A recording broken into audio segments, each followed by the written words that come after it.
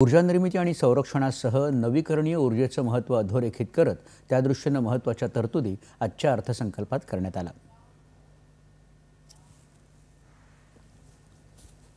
केंद्रीय अर्थसंकल्पात नवीकरणीय ऊर्जेला विशेष चालना देण्यात आली आहे। वीज साठवणूक आणि एकंदर ऊर्जा मिश्रणात नवीकरणीय ऊर्जेच्या एकात्मीकरणासाठी पंप्ड स्टोरेज योजनेला प्रोत्साहन देण्यासाठी नवे धोरण आणण्याची घोषणा वित्तमंत्री निर्मला सीतारामन यांनी केली आहे। पंतप्रधान सूर्यघर मोफत वीज योजनेसाठी 1,28,00,000 अधिक नोंदणी झाली असून 14 लाख अर्ज प्राप्त झाले आहेत। छोट्या आणि मॉड्युलर अणुभट्ट्यांसाठी तसंच अणुऊर्जेत नवतंत्रज्ञानासाठी संशोधन आणि विकास करण्यात येणार आहे।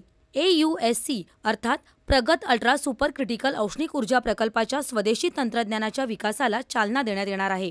AUSC तंत्रज्ञान वापरून 800 मेगावॅटचं व्यावसायिक संयंत्र उभारण्यासाठी NTPC आणि भेलच्या संयुक्त उपक्रमाची घोषणा वित्तमंत्र्यांनी केली। या प्रकल्पामुळे पोलाद आणि धातू सामग्रीच्या स्वदेशी क्षमता विकासाला चालना मिळणार आहे।